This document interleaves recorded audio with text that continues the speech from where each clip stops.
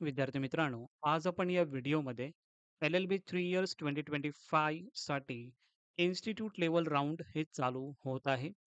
त्या institute level राउंडसाठी आणि मॅनेजमेंट राउंडसाठी कोणकोणते विद्यार्थी यामध्ये एलिजिबल आहेत?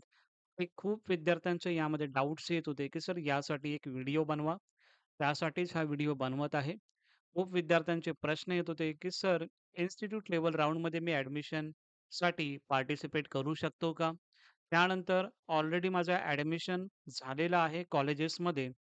तर मी इन्स्टिट्यूट लेव्हल राउंडमध्ये तरीसुद्धा पार्टिसिपेट करू शकतो का? अशा पद्धतीचे खूप डाउट्स आणि खूप प्रश्न आपल्या कमेंट सेक्शनमध्ये येत होते. त्यासाठीच हा व्हिडिओ तुमच्यासाठी पूर्ण बनवलेला आहे. जे विद्यार्थी इन्स्टिट्यूट लेव्हल राउंडसाठी ॲप्लाय करणार आहेत, त्यांच्यासाठी हा महत्त्वाचा व्हिडिओ आहे. संपूर्ण व्हिडिओ बघा, जेणेकरून तुमचे सर्व डाउट्स या व्हिडिओमधून क्लिअर होतील. ओके. आणि तुम्ही जर या चॅनलला जर नवीन असाल, तर नक्की या चॅनलला सबस्क्राईब करा. आणि हा तुमचा व्हिडिओ आहे, हा तुमचा चॅनल आहे, तो डेफिनेटली याला पुढे सुद्धा पाठवण्याचा प्रयत्न तुम्ही नक्की कराल. आता आपण बघूया, की नॉर्मली एलिजिबिलिटी काय आहे? इन्स्टिट्यूट लेव्हल राउंडसाठी कोणकोणते विद्यार्थी यामध्ये एलिजिबल आहेत? याची संपूर्ण माहिती तुम्हाला या व्हिडिओमध्ये मी सांगत आहे. प्रश्न होता खूप विद्यार्थ्यांचा, की how to change in application form म्हणजे अर्ज जो आहे तो फॉर्ममध्ये कसा बदल करावं, कसं चेंजेस करावं? हे खूप विद्यार्थ्यांचं खूप सारे डाउट्स होते. काही विद्यार्थ्यांचं कन्व्हर्जन सर्टिफिकेट्समध्ये प्रॉब्लेम आहे. काही विद्यार्थ्यांना काही डॉक्युमेंट अपलोड करायचे आहेत. समजा कन्व्हर्जन सर्टिफिकेट समजा याच्यामध्ये चेंजेस केले आम्ही, मग ते अपलोड कसं करणार? त्यासाठी विंडो ओपन होणार आहे का? ॲप्लिकेशन फॉर्मची त्यासाठीच तुम्हाला यामध्ये सांगत आहे. The candidate edit the upload required documents in CAP application form. If any mistake, observe the CAP application form and should be fill the college choice for institute level round 4. म्हणजे ज्या विद्यार्थ्यांना समजा documents काही edit करायचं असेल, काही upload करायचे असतील, कोणतेही डॉक्युमेंट्स तुम्हाला अपलोड करायचे असतील, तुमच्या कन्व्हर्जन सर्टिफिकेटमध्ये काही मिस्टेक आहे, त्या सर्व चेंजेस तुम्ही उद्यापासून म्हणजे 16 सप्टेंबरपासून उद्यापासून तुम्ही या गोष्टी चेंजेस करू शकता. त्यानंतर ॲप्लिकेशन फॉर्ममध्ये सिंपली तुम्हाला तो ॲप्लिकेशन फॉर्म अनलॉक करायचा आहे आणि जे काही चेंजेस करायचे ते चेंजेस करून झाल्याच्या नंतर तुम्हाला त्याची प्रिंटआउट परत काढायची आहे. कारण की तो फॉर्म तुम्हाला कॉलेजमध्ये तुम्हाला तो लागणार आहे. सो हे सर्व तुम्ही चेंजेस केल्याच्या नंतर तुम्हाला मग कॉलेजचे प्रेफरन्स द्यायचे आहेत. जे तुम्हाला कॉलेजेसचे प्रेफरन्स द्यायचे आहेत. आता खूप विद्यार्थ्यांचा यामध्ये प्रश्न होता, की सर 2च कॉलेजचे प्रेफरन्स दिले पाहिजेत का या त्याच्याहून जास्त दिले पाहिजेत? तर याचं सुद्धा उत्तर आन्सर तुम्हाला पुढे मी देणार आहे. पण तुम्ही चेंजेस करू शकता का? तर डेफिनिटली उद्यापासून तुम्ही चेंजेस करू शकता. खूप विद्यार्थ्यांचा प्रश्न होता, की सर हे कधी चेंजेस आम्ही करू शकतो? उद्यापासून ते तुम्ही चेंजेस करू शकता आणि त्यासाठी डेडिकेटेड एक व्हिडिओ तुम्हाला मी बनवणार आहे, ज्यामध्ये कॉलेजचे प्रेफरन्स कशा पद्धतीने द्यायचे आहेत, कोणकोणते कॉलेजेसला तुम्हाला ॲप्लाय करायचं आहे, हे उद्या मी व्हिडिओ त्यासाठी बनवेनच. पण तुम्ही फॉर्म चेंजेस ॲप्लिकेशन फॉर्ममध्ये चेंजेस करू शकता. खूप विद्यार्थ्यांचं यासाठी ॲडमिशन कॅन्सल झालेलं आहे, कन्व्हर्जन सर्टिफिकेटसाठी. सो ते सुद्धा तुम्ही अपलोड करू शकता. ओके. त्यानंतर खूप विद्यार्थ्यांचा हा एक डाऊट होता, की "sir, you have to upload document to the institute round. College will do verification when you go for admission." म्हणजे काय प्रश्न आहे?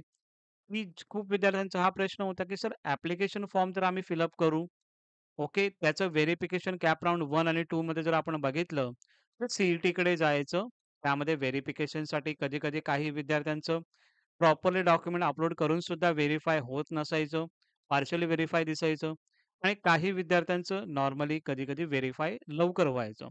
पण स्पेशली जर आपण बघितलं, नॉर्मली स्टुडंटचं हे व्हेरिफिकेशन थोडंसं पेंडिंग राहायचं. पण यावेळी असं काही होणार नाहीये. तुम्हाला फक्त डॉक्युमेंट्स अपलोड करायचे आहेत आणि जे तुम्ही प्रॉपर डॉक्युमेंट्स अपलोड करणार आहात, त्याचं व्हेरिफिकेशन कॉलेज करणार आहे at the time of admission.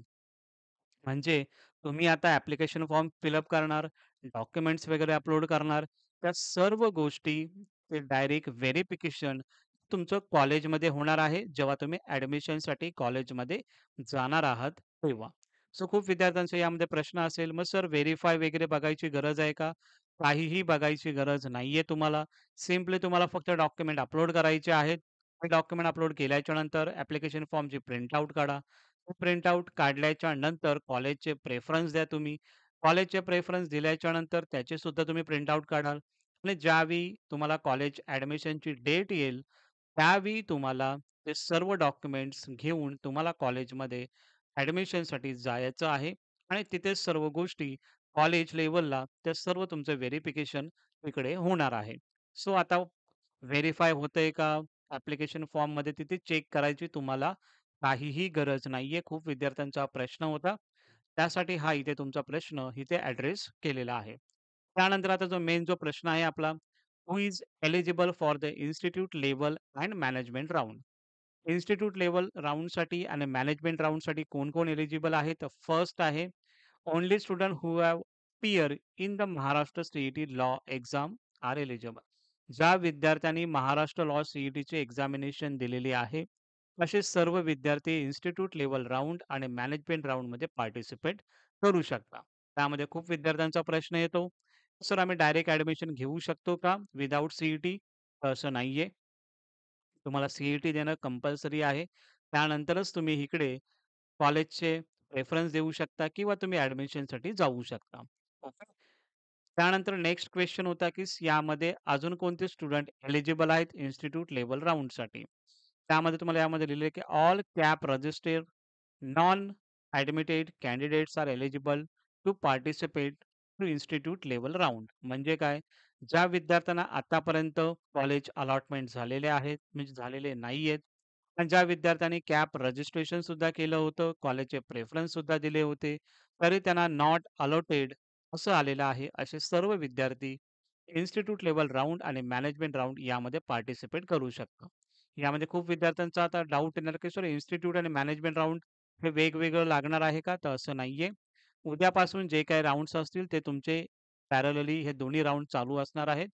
Parallelly तुम्हाला त्यामध्ये इन्क्वायरी करायची आहे. ओके. सो उद्यापासून हे दोन्ही राउंड्स एकत्रच असतात आणि एकत्रच चालू होतील. पण कोणकोणते एलिजिबल आहेत यामध्ये? ज्या विद्यार्थ्यांना आतापर्यंत कॉलेज अलॉटमेंट नाही झाले आहे, असे विद्यार्थी यामध्ये पार्टिसिपेट करू शकतात. त्यानंतर जे विद्यार्थ्यांना समजा खूप विद्यार्थ्यांचा मला प्रश्न येत होता, की "सर मला राउंड 1 मध्ये कॉलेज अलॉट झालेलं आहे किंवा राउंड 2 मध्ये मला कॉलेज अलॉट झालेलं आहे किंवा मला राउंड 3 मध्ये समजा कॉलेज अलॉट झालेला आहे. तो कॉलेज जर मला नाही पाहिजे, ओके, तर मी कॅन्सल करून ॲडमिशन घेऊ शकतो का इन्स्टिट्यूट लेव्हल राउंडला?" डेफिनिटली येस, तुम्ही घेऊ शकता. पण तुम्हाला तो ॲडमिशन कॅन्सल करावं लागेल, ज्या राउंडमध्ये तुम्हाला ॲडमिशन भेटलेलं आहे कॉलेजेसमध्ये. ओके. जे विद्यार्थी यामध्ये असं जर बोलत असतील, की "सर, मला ती सीट भेटलेली आहे, तिकडे मी ॲडमिशन घेतलेलं आहे. पण आता मला ती सीट कॅन्सल नाही करायची आहे, तर मी ॲप्लाय करू शकतो का इन्स्टिट्यूट लेव्हल राउंडसाठी?" तर याच्यामध्ये आन्सर आहे नाही. कारण की तुम्हाला ऑलरेडी कॉलेज अलॉटमेंट झालेलं आहे. तर तुम्हाला नेक्स्ट राउंडला तुम्ही ॲप्लाय करू शकत नाहीत. म्हणजे इन्स्टिट्यूट लेव्हल राउंडसाठी ॲप्लाय करू शकत नाही. कधी ॲप्लाय करू शकता? की जी सीट तुम्हाला अलॉटमेंट झालेली आहे, ती जर तुम्ही कॉलेजमध्ये जाऊन जर कॅन्सल करत असाल, तर तुम्ही इन्स्टिट्यूट लेव्हल राउंडमध्ये पार्टिसिपेट करू शकता. ओके. सो कोणते विद्यार्थी यामध्ये एलिजिबल आहेत? समजा तुम्हाला जर वाटतंय की मला सर तो कॉलेज नाही पाहिजे, तर तिकडे जावा, ॲडमिशन कॅन्सल करा आणि मग तुम्ही इन्स्टिट्यूट लेव्हल राउंडला पार्टिसिपेट करू शकता. तर माझं हंबली रिक्वेस्ट असेल तुम्हाला, कोणत्याही कॉलेजमध्ये जाऊन ॲडमिशन कॅन्सल करू नका. कारण की सीट्स ह्या खूप लिमिटेड असतात इन्स्टिट्यूट लेव्हल राउंडमध्ये. सो त्याच्यामध्ये खूप रिस्क असते तुम्हाला कॉलेज नेक्स्ट अलॉटमेंट होण्यासाठी. ओके. सो त्या पद्धतीने तुम्हाला विचार हा नक्की करायचा आहे. सो हेच तुम्हाला सांगितलं की यामध्ये कोण एलिजिबल असणार आहे.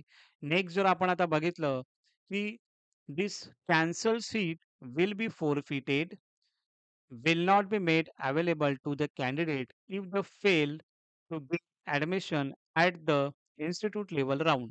यामध्ये आता समजा एखादा कॉलेज तुम्हाला लागलेला आहे, ओके. तिकडे तुम्ही कॅन्सल केलं ॲडमिशन आणि दुसऱ्या कॉलेजमध्ये म्हणजे इन्स्टिट्यूट राउंडमध्ये तुम्ही पार्टिसिपेट करण्यासाठी गेला आहात आणि समजा तिकडे कॉलेज तुम्हाला नाही लागलं, प्रिव्हियस जी सीट होती ती असेही तुमची कॅन्सल होणार आहे. तिकडे तुम्ही ॲडमिशनसाठी परत जाऊ शकत नाही. त्यासाठी बोलत आहे, की जो कॉलेज भेटलेला आहे, तो कॉलेज ठेवा आणि पुढे कंटिन्यू तुमचं एज्युकेशन करा. ज्या विद्यार्थ्यांना कॉलेज अलॉटमेंट नाही झालेलं, ते नक्की विद्यार्थी या राउंडमध्ये पार्टिसिपेट करणार आहेत. नेक्स्ट जर आपण बघितलं, की कॉलेज प्रेफरन्स अलॉट जर व्हायचं असेल किंवा कॉलेजमध्ये ॲडमिशन तुम्हाला भेटायचं असेल, तर तुम्हाला त्यासाठी कॉलेजचे प्रेफरन्स देणं हे कंपल्सरी आहे. मिनिमम तुम्हाला 2 कॉलेजचे प्रेफरन्स द्यायचे आहेत. मॅक्सिमम अनलिमिटेड तुम्ही कॉलेजेसचे प्रेफरन्स हे देऊ शकता. आणि ज्या कॉलेजला तुम्ही प्रेफरन्स देणार आहात, त्या सर्व कॉलेजेसला तुमचा मेरिट नंबर हे तुम्हाला येणार आहे. पहिलं कसं आपण कॉलेजचे प्रेफरन्स द्यायचो. कोणताही एक कॉलेज तुम्हाला अलॉटमेंट व्हायचं. ओके. यावेळी असं नाहीये. जेवढे कॉलेजेसचे तुम्ही प्रेफरन्स देणार, त्या सर्व कॉलेजेसला तुम्हाला मेरिट नंबर येणार आहे आणि या मेरिट नंबरच्या बेसवरती तुम्हाला कॉलेज अलॉटमेंट हे होणार आहे. ज्याचा मेरिट नंबर सर्वात टॉपमध्ये असेल, त्या विद्यार्थ्यांना तिकडे कॉलेज अलॉटमेंट होण्याचे चान्सेस हे जास्त असणार आहेत. ओके. सर तुम्हाला कॉलेजचे प्रेफरन्स हे देणं कंपल्सरी आहे. जर तुम्ही नाही केलं, तर तुम्हाला कोणताही कॉलेज तर अलॉट होणार नाही, कारण की तुम्ही कॉलेजचे प्रेफरन्स नाही दिले म्हणून. ओके. त्यानंतर मग जर आपण बघितलं, candidates who are allotted seat but did not take admission within the given time म्हणजे ज्या उमेदवार असतील, त्यांना ॲडमिशन म्हणजे जे काही अलॉटेड सीट झालेलं एखादा समजा कॅप राउंड 3ला एखाद्या विद्यार्थ्याला कॉलेज अलॉटमेंट झालेलं होतं. पण पर्टिक्युलर टाईममध्ये ते ॲडमिशनसाठी गेले नाहीत कॉलेजेसमध्ये. असे विद्यार्थी सुद्धा इन्स्टिट्यूट लेव्हल राउंडमध्ये पार्टिसिपेट करू शकतात. ओके. समजा काही विद्यार्थी खूप लांब राहत असतील, त्यांना ॲडमिशन घेण्यासाठी टाईम भेटला नाही किंवा गेले नसतील, असे विद्यार्थी इन्स्टिट्यूट लेव्हल राउंडमध्ये पार्टिसिपेट करू शकतात. आणि जे विद्यार्थ्यांनी आतापर्यंत समजा कॅप राउंडमध्ये पार्टिसिपेटच केलं नाहीये, ड्यू टू त्यांना काही नॉलेज नसेल किंवा त्यांना इन्फॉर्मेशन पोहोचली नसेल, कधी आपल्याला ॲप्लाय करायचं आहे. तर फ्रेश कॅन्डिडेट जे असतील, नवीन स्टुडंट ज्यांनी सी दिली असेल, त्याने रजिस्टर करा स्वतःला. ते कशा पद्धतीने करायचं आहे, त्याचे व्हिडिओ आपल्या चॅनलला अवेलेबल आहे.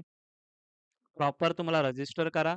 रजिस्टर केल्याच्या नंतर तुम्हाला प्रॉपरली जे काही स्टेप ॲक्शन दिलेल्या आहेत, त्या व्हिडिओमध्ये त्या प्रॉपरली तुम्ही फॉलो करा. त्याचे व्हिडिओ तुम्हाला आय सेक्शनमध्ये किंवा डिस्क्रिप्शन बॉक्समध्ये तुम्हाला भेटून जाईल. ते तुम्ही बघा आणि कॉलेजचे जे काही तुम्हाला ॲप्लिकेशन फॉर्म आहे, तो फिल करा ऑनलाईन आणि ते फिल केल्याच्या नंतर कॉलेजचा प्रेफरन्स तुम्ही देऊ शकता.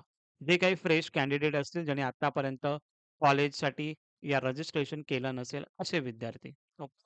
त्यानंतर नेक्स्ट जर आपण बघितलं, इम्पोर्टंट नोट हे कॅटेगरी स्टुडंटसाठी आहे. ते काय आहे ते तुम्हाला मी सांगत आहे. जे विद्यार्थी एस-सी-बी-सीमध्ये असतील, ओ-बी-सीमध्ये आहेत, एस-सीमध्ये आहेत, एन-टी आहे, एस-सी-बी-सी आहे. ह्या विद्यार्थ्यांना 6 महिन्याचा टायमिंग दिलेला आहे कास्ट व्हॅलिडिटी सर्टिफिकेटसाठी. त्यांच्याकडे रिसिप्ट असेल, रिसिप्टवरती तुमचं ॲडमिशन होऊन जाईल. विथिन बिफोर 6 मंथ तुम्हाला कास्ट व्हॅलिडिटी सर्टिफिकेट जे ओरिजिनल आहे, ते तुम्हाला प्रोव्हाईड करायचं आहे 6 मंथच्या अगोदर. सो रिसिप्टवरती तुमचं ॲडमिशन हे होणार आहे. सो त्याचं टेन्शन तुम्ही घेऊ नका. फक्त कोणत्या विद्यार्थ्यांना एस-सी-बी-सी, ओ-बी-सी, एस-सी, व्ही-जे-एन-टी, एस-सी-बी-सी या कॅटेगरीच्या विद्यार्थ्यांना. ओके. त्यामध्ये जर आपण बघितलं मग एस-टी कॅटेगरीचे जे विद्यार्थी आहेत, त्या विद्यार्थ्यांना ओरिजिनल कास्ट व्हॅलिडिटी सर्टिफिकेट हे तुम्हाला दाखवणं गरजेचं आहे आणि जे तुमचे कास्ट सर्टिफिकेट असेल, ते ओरिजिनल डॉक्युमेंट तुम्हाला प्रोड्यूस करायचे. त्यावेळेस तुमचं ॲडमिशन तिकडे कन्फर्म होऊन जाईल. रिसिप्टवरती तुमचं ॲडमिशन नाही होणार. नेक्स्ट जर आपण बघितलं, की जे काही तुमची मेरिट लिस्ट ही लागत असते, तर तुम्हाला वाया ईमेल, एस-एम-एस आणि जे काही पब्लिक नोटीस जसं कॉलेज वेबसाईटला त्यामध्ये दिली जाते तुम्हाला कॉलेजच्या किंवा कॉलेजच्या नोटीस बोर्डला पण त्या लावलेली असते. ज्यावरती तुम्हाला डायरेक्टली कोणत्या कॉलेजचा तुम्हाला ॲडमिट झालेला आहे का कोणता कॉलेज लागलेला आहे, ते तुम्हाला ईमेल थ्रू किंवा मेरिट लिस्ट किंवा एस-एम-एस थ्रू हे तुम्हाला समजलं जातं. नंतर जर आपण बघितलं, खूप विद्यार्थ्यांचा हा प्रश्न आहे, की सर मग इन्स्टिट्यूट लेव्हल राउंड स्टार्ट कधी होणार आहे? तर 16 सप्टेंबरपासून हे चालू होणार आहे, म्हणजे उद्यापासून हा राउंड चालू होणार आहे. सो यामध्ये सर्व विद्यार्थ्यांनी पार्टिसिपेट करा. चांगल्या व्हॅकंट सीट्स यामध्ये अवेलेबल आहेत. एल-एल-बी 3 इयर्ससाठी. सो जास्तीत जास्त ज्या विद्यार्थ्यांपर्यंत हा व्हिडिओ तुम्ही पाठवा, जेणेकरून ते सुद्धा या राउंडमध्ये पार्टिसिपेट करतील. आणि जर आपण बघितलं, तर यावेळी ज्या कॉलेजेसमध्ये तुम्ही ॲडमिशन घेणार आहात, असे सर्व कॉलेजेस तुम्ही यामध्ये पार्टिसिपेट करायचं आहे आणि कॉलेजचे प्रेफरन्स तुम्हाला द्यायचे आहेत. ओके. एवढंच या व्हिडिओमध्ये.